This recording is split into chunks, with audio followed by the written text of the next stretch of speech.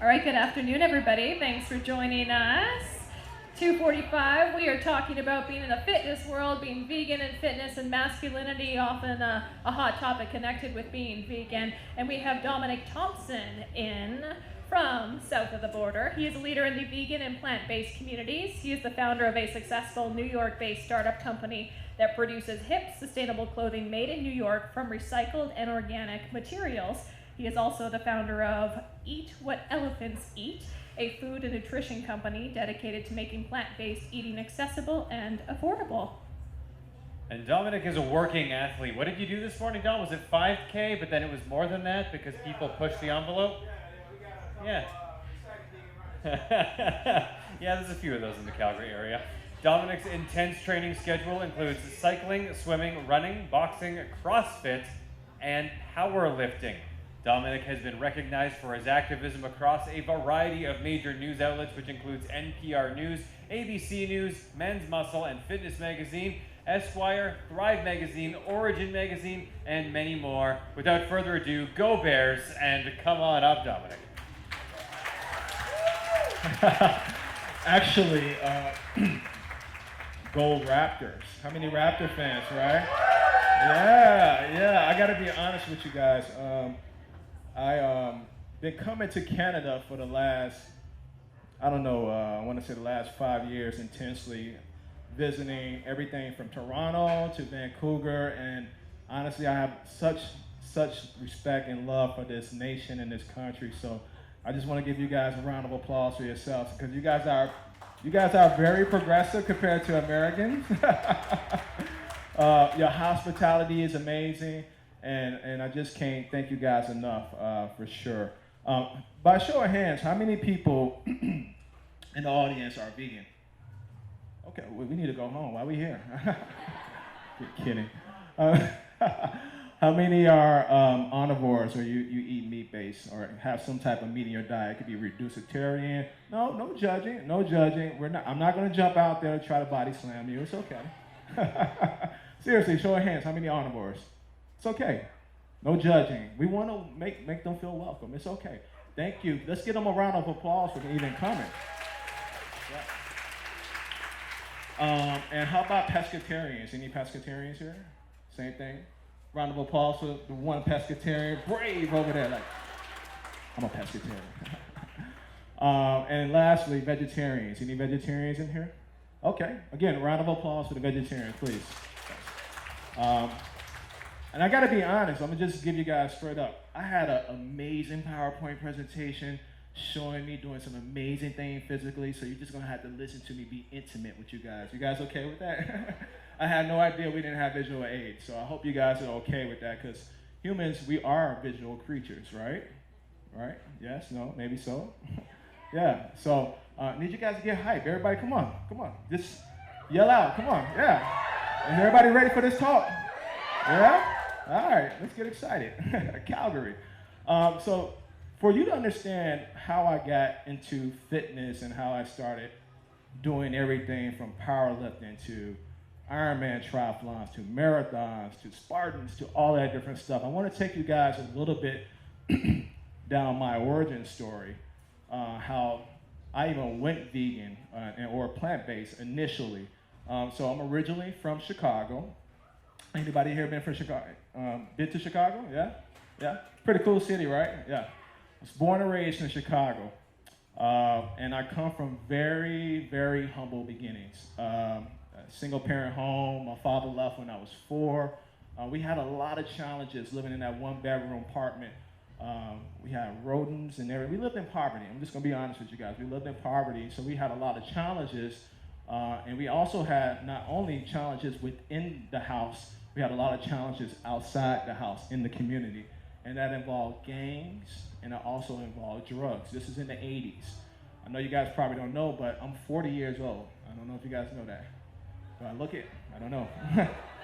Power of the plants, right? But no, seriously, in the 80s, we had a lot of different challenges. And unfortunately, there's sometimes you reach a timeline in your life where you can't avoid that challenge. You gotta sometimes go through it. And unfortunately, I had to go through these challenges where I was involved in gangs. I'm a former, what they call a four-corner hustler, which is a fraction of the Vice Lords. That's the name of the gang in Chicago, if you ever want to Google it. But I'm also a former drug dealer. Not proud of this. I just want to be full transparent with you guys, because this is important for you to understand how I arrived to this point where I'm so compassionate and passionate about this community. So I used to sell drugs, and I didn't do it for the glamour. I did it just to make a better way for myself and also to put myself through school, because I was finishing up college. I was kind of retired. I was out of the game and all of that. And I ended up getting indicted by the FBI and the DEA, the United States of America, the government, not the state of Illinois, not the city of Chicago. The people, it says it on the legal document, the people of the United States of America versus you, Dominick Thompson. You feel like a terrorist. You know what I mean? I was like, oh shit, maybe I need to go north or south of the border. You do. You feel it, shit gets real. That's probably one of the most scariest documents I have ever seen in my life, because you're thinking, what are you gonna do? And long story short, just trying to figure out. I've never been in trouble with the law up until that point. I never even had a speeding ticket. But here I was in my jail cell, just trying to make sense of it all. Why this universe brought me to this point. I'm not religious by any means, but I am spiritual. I do believe in the universe and a higher energy. And I got down on my knees in that jail cell.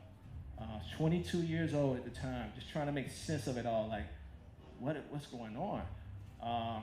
And everything like a light bulb popped in my head. It was an amazing experience, because I was vulnerable. I didn't fear prison at all. I didn't fear the conditions. I just feared my mental behavior and my mental capacity. I didn't know if I could sit in those close quarters and to deal with those day-to-day conditions in that respect of being isolated, per se. And so this memory came in my head when I was 8 years old. Right there when I was in my jail cell, my mother used to feed us chicken wings. And I've always been a picky eater. But it was just one moment where she put these chicken wings on the table, and I looked at the wings, because up until that point, when she would feed us chicken wings, because it was pretty much all she can afford. Single mother, poor single black mother that was struggling, check to check, working 2 jobs as a nurse. So we didn't have the luxury. We lived in food desert. We only had stuff like Cheetos and boxed cereals. We had a very shitty diet growing up.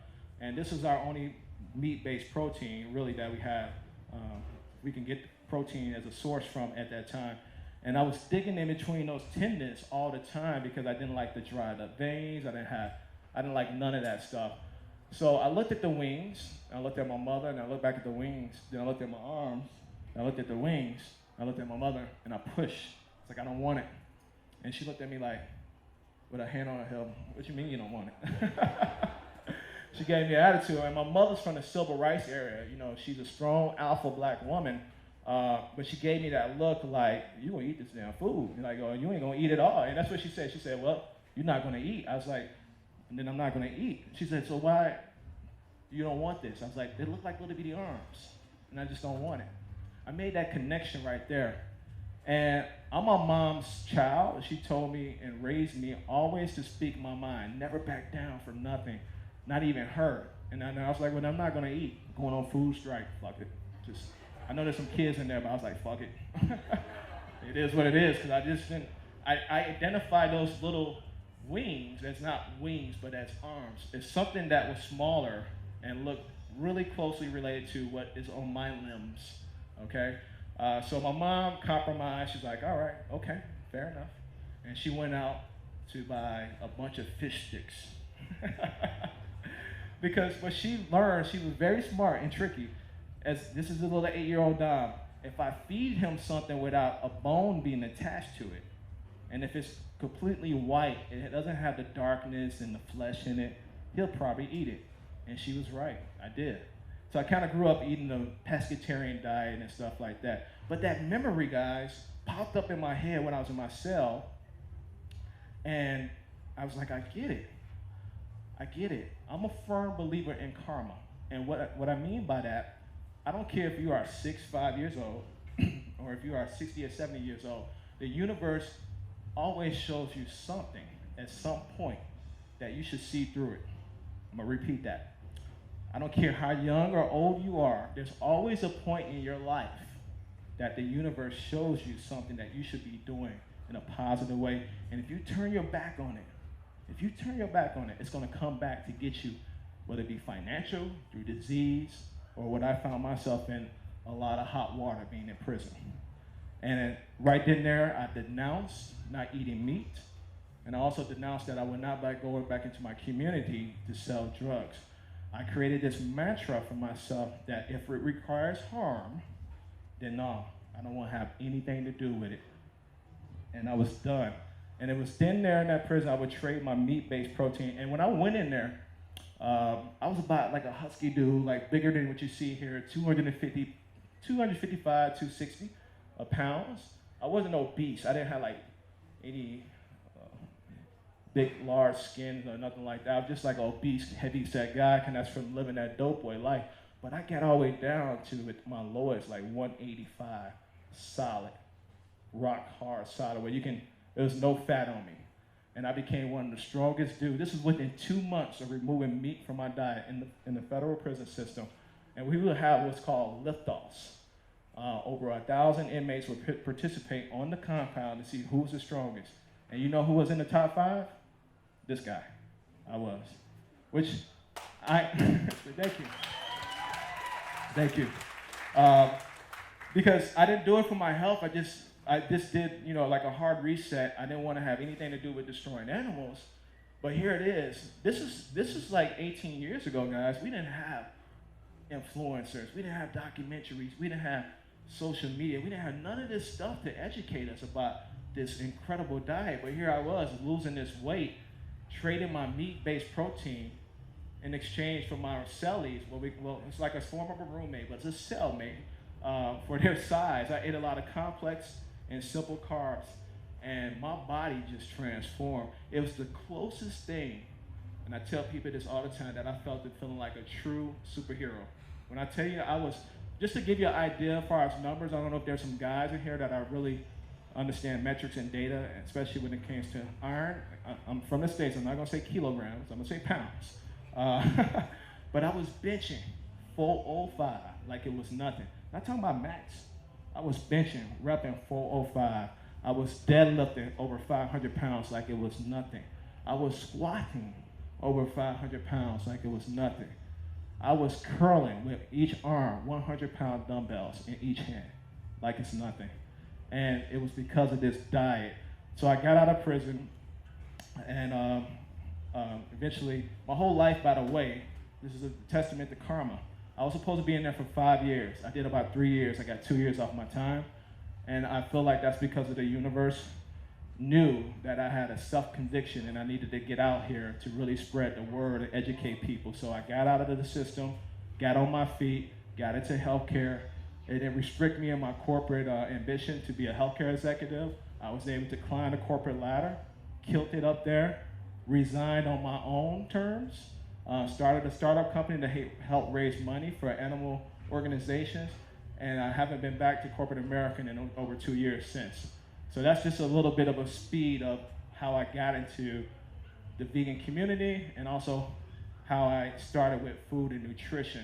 Now, the other aspect too, so let me just back up a little bit. When I got out, I just wanted to study this fascinating diet because I had no knowledge about it in the system. And I went very deep in that rabbit hole. You all know what I'm talking about. I know everybody went down that rabbit hole, just like discovering how eggs are produced, how dairy is produced, or what would this bundle of kale do for me? Then I found out stuff like watermelon, for example. You guys know how many grams of watermelon? I mean, how many grams of protein is in one watermelon? Anybody? Raise your hand if you know. No, anybody? Just blurt it out. 7 grams? Nope. 18 to 28 grams in a whole watermelon. Stuff like that was fascinating. Then I discovered how juicing and blending these fruits and opening up the cells of this fruit, it's like a shot of supplements going in your bloodstream. And it explained why I was starting to drive like this, because then I started going more high raw carb with my diet. My diet is pretty much 50% raw carb, as far as like in the in the form of smoothies and juicing and stuff like that, and whole salads, whole plant-based salads. And my other diet is 50% like cooked vegetables and other forms of carbs. So I discovered this amazing stuff, and then I just started having all this energy, and I thought I need an outlet for this. I wasn't going to the gym to look a certain way. I was going to the gym because I had to exert all this energy. And I tell you guys, to the omnivores out there, I was only getting about 6 hours of sleep per day, working about 40 to 50 hours a week in a very demanding schedule, while also training for my first Ironman competition. And I owe it all to the power of the plants and the diet itself. It's very, very real. It's this diet, it doesn't promote inflammation.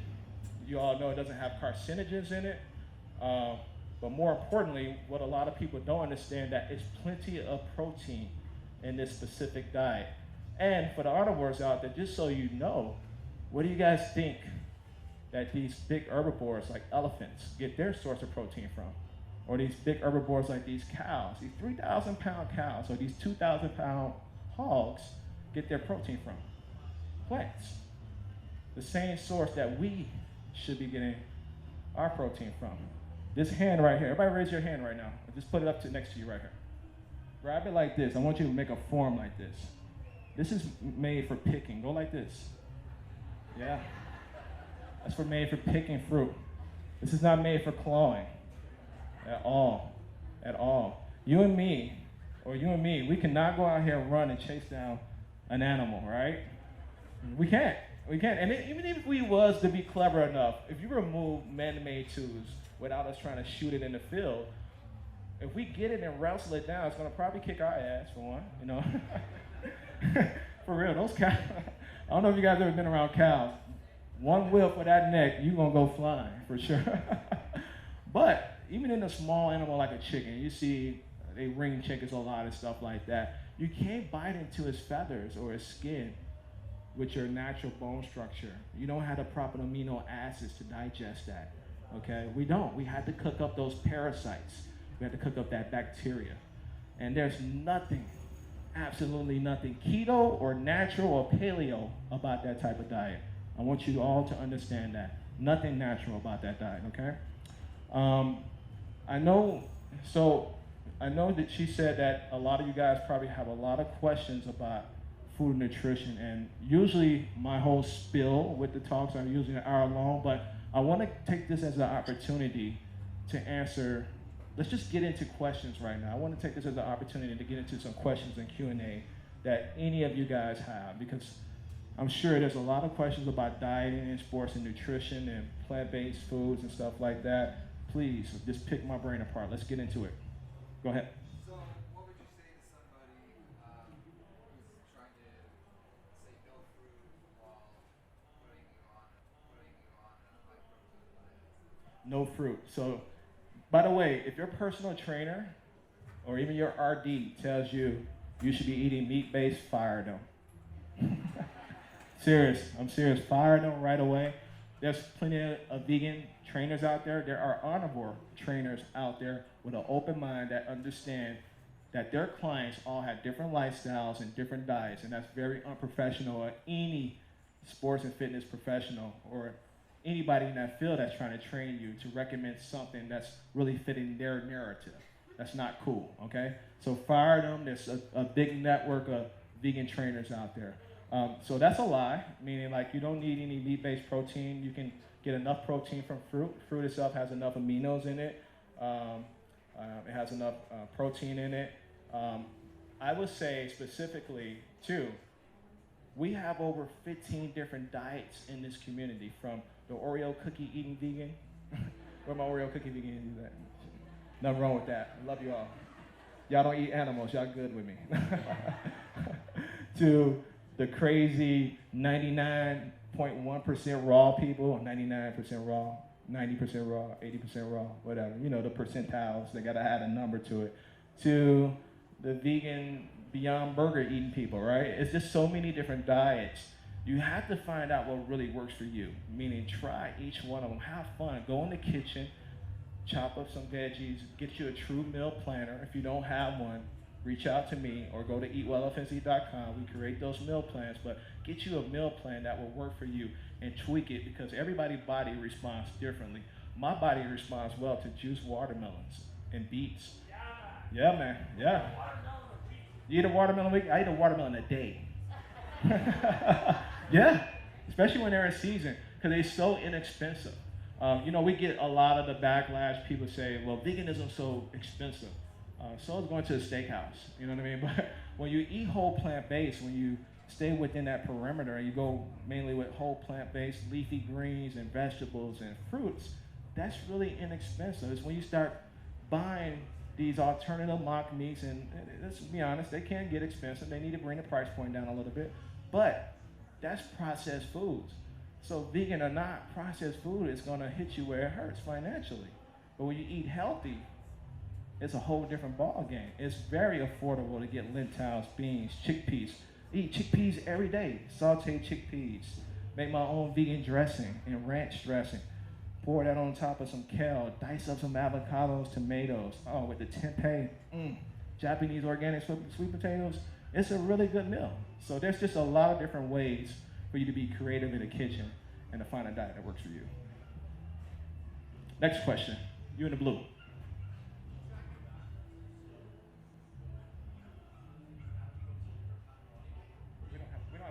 Do we have an extra mic by any chance? If you could speak up a little bit, that'd be great. Sorry, I don't mean to put you on the spot, but yeah, gotta put you on the spot. No, I don't. That's a young man's game. It's the truth. I used to be all about like, oh my God, 3,000 calories. Okay. All right, I need to get 2 grams of protein because I have to maintain my body. So I'm a natural big dude. So I'm just like, oh man, just like everybody else worried. It's just a part of the culture of fitness, right? Then you get older, you're like, fuck that. Like I eat based on what my body calls for. Do I have an idea of my macros? Absolutely, I have an idea because I was doing it for so long, but no, I do not have any devices that track my macros like that because I have more priorities in my life that I care about than to care about what I'm eating every day with respect to the metrics and stuff like that. I just don't care, you know what I mean? Only time I will say this, that I pay attention to my intake, and that's not with a device, that's just me knowing that I need to fuel myself, is when I'm doing an Ironman competition or training for something like a triathlon specifically. Because swimming, you swim 2.4 miles in the water, and you go do over 100 miles, and then you're gonna do a full marathon. That's some challenging. That's a challenging physical feat there. And by the way, we have people that do double that in our community. Vegans that do. I met a vegan today. I don't know if he's here. There he is. Stand up, please. 100-miler runner right there. Let's give him a round of applause. That man. Look, some people look at me like I'm crazy with my running and biking and just physical stuff. This dude does 100 miles in a race. I mean, that's pretty badass. That's amazing.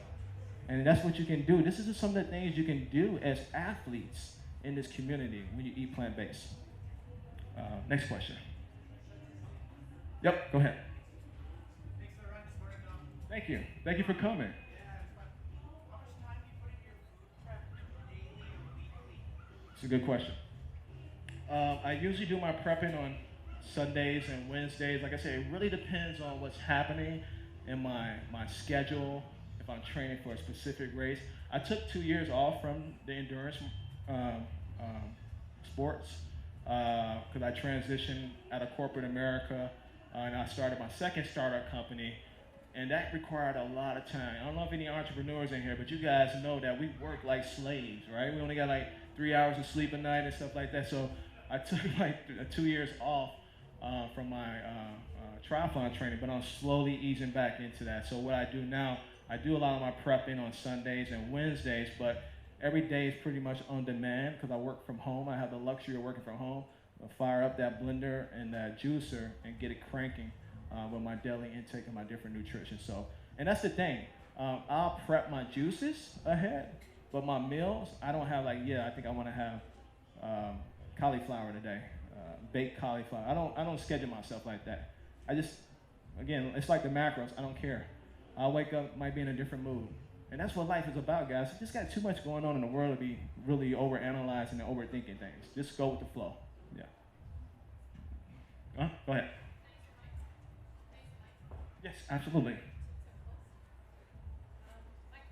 My question is if you've ever had routine blood work and if your A1C would increase if you're eating more plant-based foods like fruits and carbs opposed to not a vegan diet. So, or if anyone has ever measured their A1C from being not vegan to vegan. A1C is a measure of 3 months of blood glucose measure that would tell you eventually if you have diabetes or not. She has the right idea. For the next questions, if you guys can just come up here, that'd be great. Or if you can yell out, that'd be great. You guys heard no, I haven't had a specific blood panel like that. Have I had a regular blood panel? Absolutely, where my physician he's always amazed by all the amazing markers and stuff like that, but no, I'm not educated in that specific area where I request that type of blood test, specifically to see my glucose levels and all that. All I know is that my markers across the board, they just always have my medical doctor like, this is unbelievable. You know, like, even my resting heart rate, he just like, it's so fucking low. It's really low. And that's because of the cardiovascular health, the run. Important for you guys to understand that. Anybody can go, let me say this. Because we all get caught up in social media and aesthetics and what people look like, right? Anybody can go in the gym, well, not anybody, but a lot of people go in the gym, and let's just be honest, a lot of people cut corners. They take drugs, they take supplements and peds and stuff like that. I never took any drugs, I never took any peds or anything like that. But anybody can look good. They can look like that Ferrari. But if they're not taking care of their heart and their cardiovascular health, they're going to have a very challenging life as they get older specifically. It's so critical for you guys to focus on your cardiovascular health. So to all you bodybuilders out there where people are inspiring to go lift weights and stuff like that, get you a good pair of running shoes and go out here and link up with a run group, vegan or not, and go run, or get on the treadmill, or bike, or swim. Incorporate cardiovascular health into your training. Trust me, you're gonna be very happy when you get in your 40s and your 50s if you do so. Next question.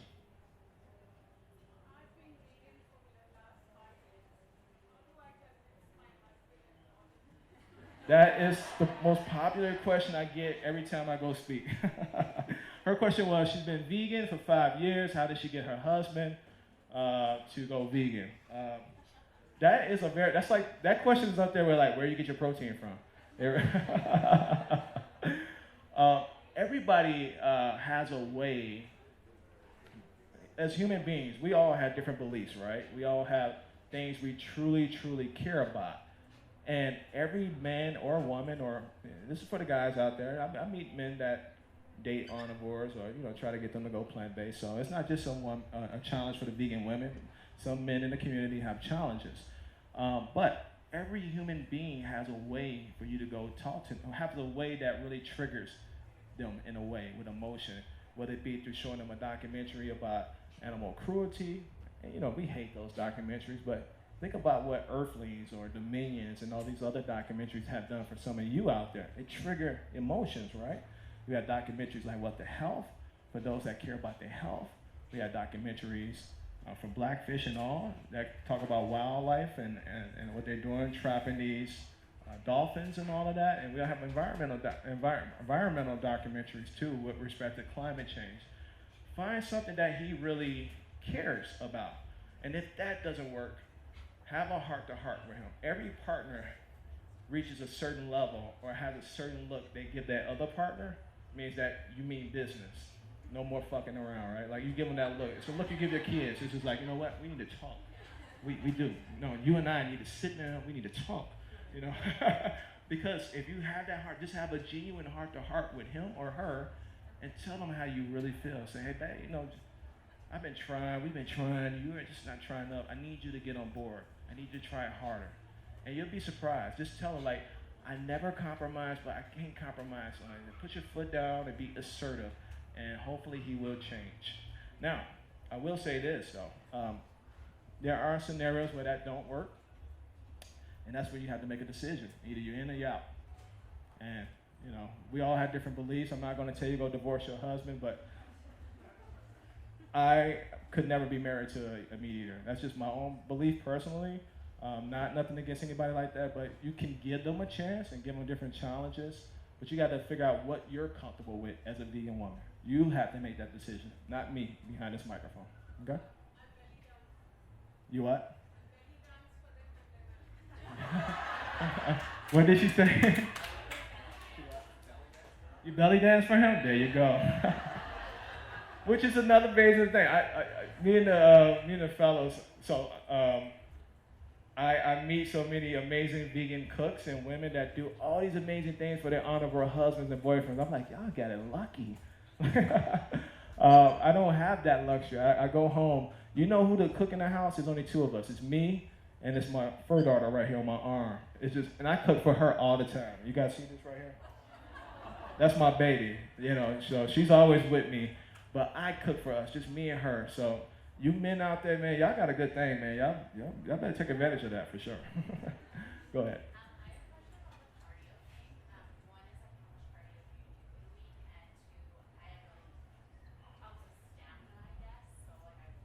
Yeah.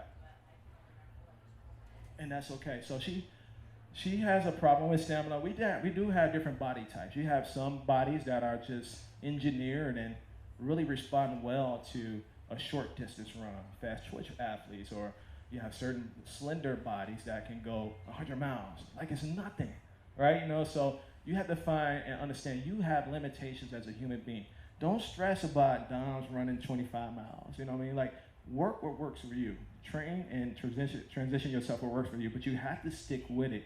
There is new study that's came out where scientists show you can truly retrain your body to be almost any type of athlete in this world. Now, you might not go kick Usain Bolt's ass, but you can still really re-engineer your body to produce at a pretty amazing level if you stick with a true regimen, if you truly train. So I would just say start off easy, get you some really good shoes, go to a local run store, let them fit your feet, really look at your running and the way you run and stuff like that with true professionals, and just take your time easing in it. Right now, I do have a sore Achilles, and I'm taking my time easing back in, but I usually do a minimum of 10K a day with respect to my running. And no, don't look at me like that, because there's people that do like 20, 30K a day like it's nothing. It works for me. It may seem daunting to you, but as you condition your body into getting up to those levels and those high volumes, you're gonna find yourself like 10K. That's nothing. That's nothing. You know what I mean? So yeah. Next question. One more. Okay, we got time for one more question, guys. One more. Anybody. Ask me anything you want. Anything.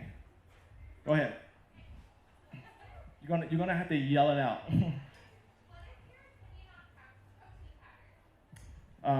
Another good question. Protein powders. I think protein powders, like mock meats and any other alternative products on the market that are reprocessed or refined, has its place. Meaning it's good for transitioning. It's also good for athletes. Look, we got busy schedules, but you have to be careful. There are a lot of proteins out there not really healthy for you because some of them have metals in there. I'm gonna tell you a little secret about the supplement industry. 80% is minimum source their protein, vegan or not, from Asia, okay? Certain parts where the crop is just eroded and it's full of chemicals and radiation and more. So you just gotta be very conscious to see where those protein powders come from. Go with a trusted brand if you wanna add protein to the mix. I don't think there's nothing wrong with it. I think that there's balance to it. I'm not gonna demonize it, like I would never demonize any meat products. But just so you know, you can get enough protein from stuff like hemp seeds, sprouted watermelon seeds, everything that you can make in a smoothie form, you can make without the powder specifically. So that's my thoughts on it. Okay? Thank you guys. You guys have been really, really amazing. Thank you so much. Thank you for having me. And look at these cuties. Wait. I don't want anybody to move. Hold on 1 second. Hold on one second. I want to can I take a selfie picture? Are you guys okay with that? All right, ready? We're going to, on 3, we're going to say, eat what elephants eat, okay? Serious. Eat what elephants eat. All right, ready to go? Oops. Little one's trying to trip me. All right, on 3. 1, 2, 3. Thank you, guys. You've been great.